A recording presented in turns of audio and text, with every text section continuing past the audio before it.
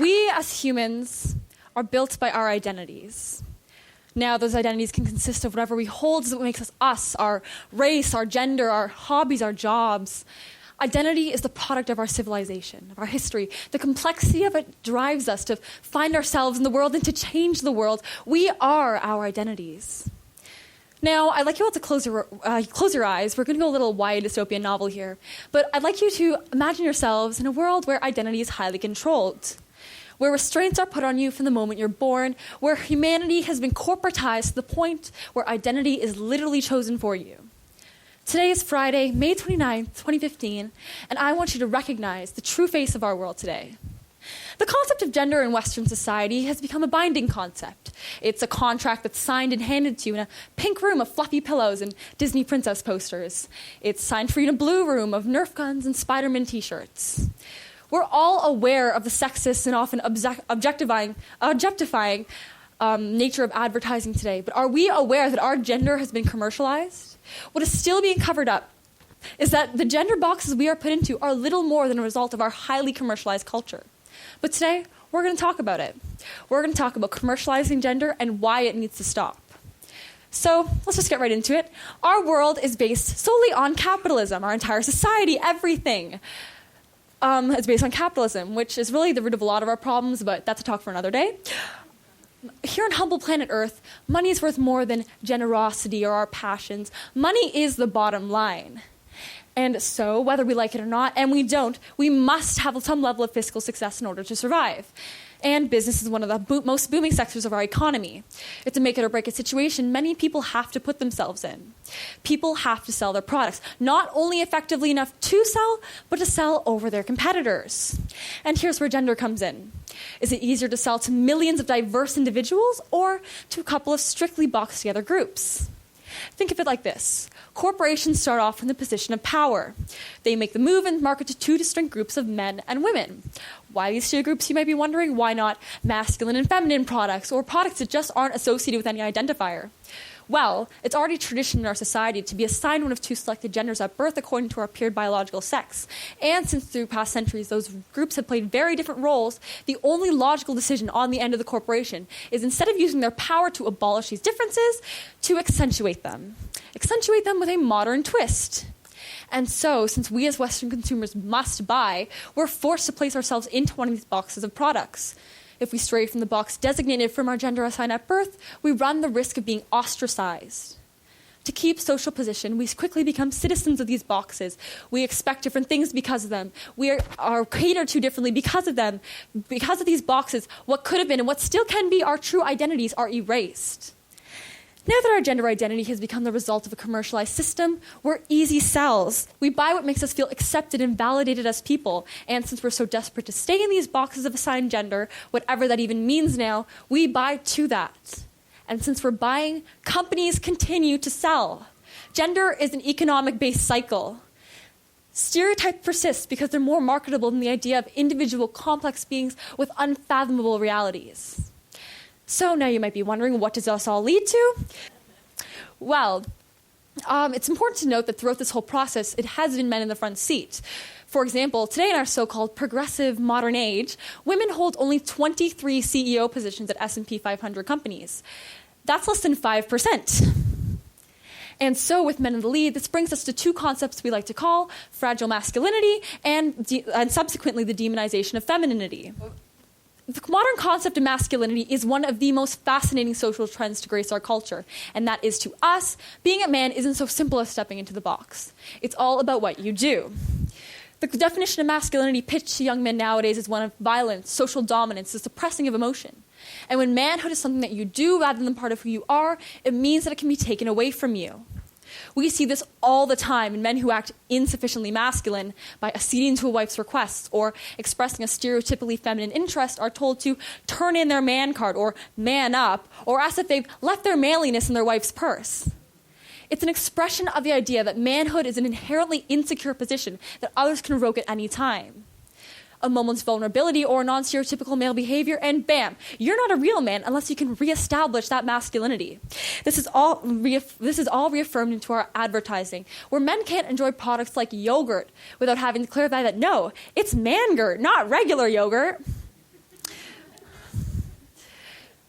This all reinforces the traditional idea that men have to be separate from women in order to be considered masculine.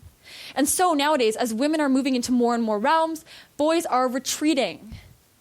The proposed gender binary at this moment is taking a slight shift in position, and men are being forced to make a more sure place for themselves, which leads to the demonization of femininity. Men put themselves in the boxes of supposed masculinity, and because they are currently the ones with the ability to tip the scales and they must be separate from women in order to be considered masculine, we continue to place negativity around the concept of femininity, traditionally expressed by women, but modernly expressed by people of all genders, all as a result of this commercialization. And you know what? Hey, let's ignore all this for a second. Let's ignore this outreaching societal effects this has, and let's just look straight at what these products are telling us about their two genders. So I have two advertisements here. On the left, we have Powerful Yogurt, and on the right, we have the infamous Bic for Her pen. So, like I said before, now that we've already been internally commercialized, selling to us is easy. The choice to join the box is made for us, and now how we should act is further projected onto us. The name Powerful Yogurt is half of what we need to know. The company markets itself as the first yogurt for men. This ad talks about how the man yogurt is more powerful than the regular yogurt, or what must be female yogurt if this is being differentiated as male.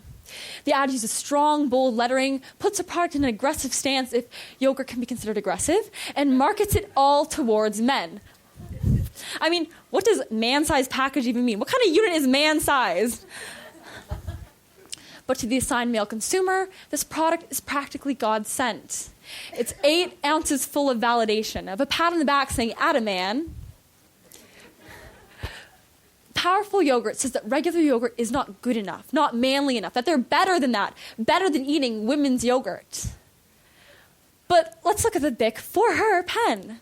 What do we see? Well, Bic is telling us that since since looking good is everything to women, why not have your pens look good too as accessories? We have soft, delicate colors. We have girls smiling and enjoying the pens made specially for their delicate hands. But here's the catch. All of this would and should be okay. I'm not here to contribute to the demonization of femininity. But what is unacceptable is that this ad treats what they think are a girl's needs as the exception, as in that regular Bic pens are not acceptable for them, and that they need an alternative that's all at their level. This is a problem. We walk into this world with corporations already holding up a hanger with what they call a gender, and have no choice but to accede since there are no other options. And you know what? Things are not getting better.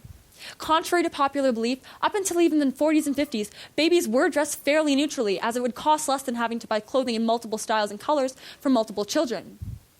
But the more privatized and capital-based our world has become, the more people need to make money, the more gender has become a commercialized entity, the more we see things like this. There is no option to shield kids from this. No matter how hard parents try, this is what's left to buy for their children. The only thing that can project onto them, this is our world.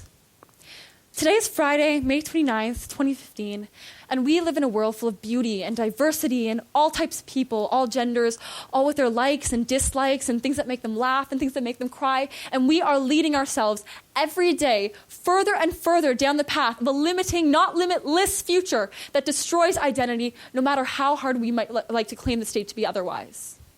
This is our world, and this will continue to be our world unless we make a change. There are two things in particular that I'd like to talk about, because I hate cliches, and I really do hate how cliche this sounds, but it does start with all of us in this room and branches out into the world. The first thing I'd like to talk about is the concept of simply buying smart. All companies do manipulate gender to a certain degree. There's no question about that. It's almost impossible to advertise without a certain demographic in mind, but we as consumers have more power than we think. By choosing to buy from companies that stray from traditional or modernized gender messages, we show companies like Bic, like Powerful Yogurt, that we're tired of this.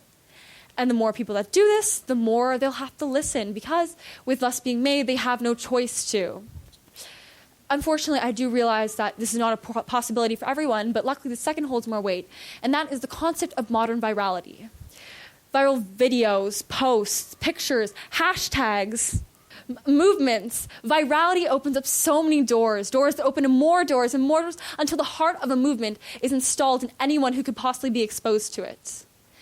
If every single one of us went home right now and wrote something and hashtagged it identity not for sale, and two people saw yours and either shared yours or made their own, and two people saw theirs and did their own, same thing. Imagine how far our single idea could reach. How many people could be exposed to and participate in a movement? And we know it works on the side of the corporation too. Just last week, Delta Airlines released a video on YouTube that used elements of internet meme culture as a safety video.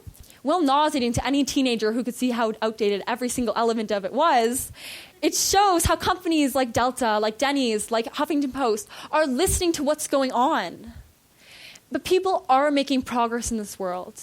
Just this March, Sweden, a country known for its commitment to raising a gender-neutral generation, added a whole new pronoun to their linguistic dictionary, hen, in order to accommodate gender-neutral people or to use when a person's gender is not relevant to the task at hand. They've also taken up the task of banning all gendered advertising towards children and babies, as seen in this advertisement from a children's catalog that went viral a couple of years ago. All this commitment towards ending gender associations and gender roles in their society has given them one of the highest scores for gender equality in the world. Through our own tiny ripples, through resources like Virality, we can make a difference. We can voice our opinions. We can work towards raising a generation not held back by anything or anyone. We can revolutionize. But it all starts with awareness. It starts with acknowledging and understanding this blatant commercialization and doing something about it introspectively. Today's Friday, May 29th, 2015, and we live in a world full of beauty. And you know what? We are miles ahead of where we used to be. But in many aspects, we're miles behind. There are girls out there who could be the ones to cure cancer, to send us through the galaxies. But because of the commercialization of a gender that was forced upon her, because of her choice to join a field that behind the scenes society disapproves of, we are limiting our children. We are limiting where we could have been today, and we are limiting where we're going to go from now. It's one person's tiny ripples that spread to another's and another and others till something small creates something beautiful. Today is Friday, May 29th, 2015, and we as a generation have hope. We have determination. We have a cause, and we as the consumers of tomorrow have the power.